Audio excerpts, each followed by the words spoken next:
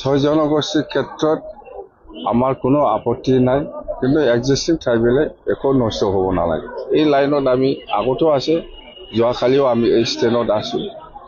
আৰু BTC ক্ষেত্ৰত এনেকুৱা কোনোবা ভেলি কোনোবা ফি এনেকুৱা হ'ব নালাগে, ক'লে এটাই হ'ব লাগে। এই লাইনত আমি আমাৰ অপিনিয়নটো সেইটো দিছে।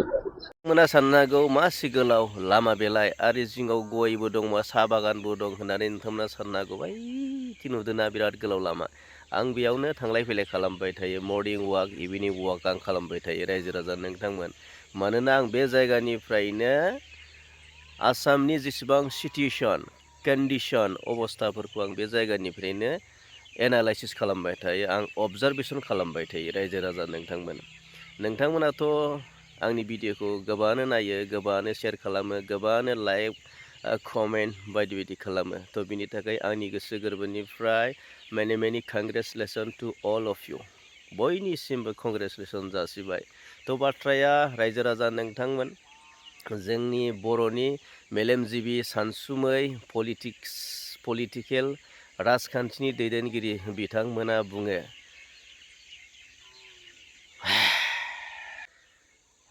दा बे समाव जोङो बे समाव जोङो बर'नि मेलेमजिबि सानसुमै राजखान्थि दैदेनगिरिफोरनि जि अपिनियन, आसामनि 6था हारिनो ST होनायनि सायाव जि स्टेटमेन्ट, जि अपिनियन, बे आयदानि सायाव जोङो एसे अबजारभेसन आरो एनालाइसिस खालामनोसै आरोना। बेखौ माने रिसार्च खालामनोसै। माने गोबां जोंनि मेलेमजिबि राजखान्थि दैदेनगिरि बिथांमोना बुङो आसामनि 6था हारिखौ एक्जिस्टिं STफोरनि जेबो हानि बिगिनि खहा खथि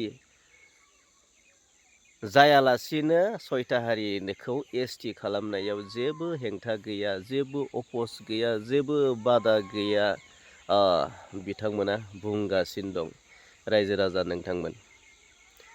थ' बेखौ आं बे समाव खावलायगोन, माबायदि खहा गैया बे ST भेलि होनायाव, ST प्लेन जिथुनाखि बानायनायाव माबायदि खहा गैया। दा बेखौ माने जोंनि बे दैदेनगिरिफोरा, राजखान्थि दैदेनगिरियानो जा मेलेमजिबि बिथांमोना बेखौ बुजायनानै होनांगौ आरो दा क्लियारिफिकेसन खालामनानै होनांगौ।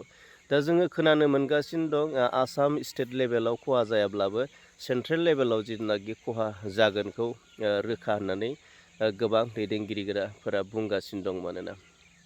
मानोना आसामाव ST भेलि ST प्लेन जानो हागौ, नाथाय सेन्ट्रेलाव मोनसेल' ST।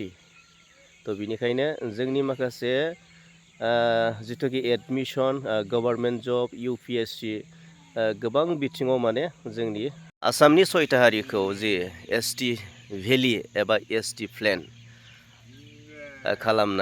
खालामोब्ला थाखानाय एक्जिस्टिं STफोरनि माबायदि खहा जाया, मा रोखोमै माबायदि खहा जानाय नङा। थ' बेखौ दिनैसिमबो क्लियार बुंथिनानै होआखै, फोसावनानै होआखै।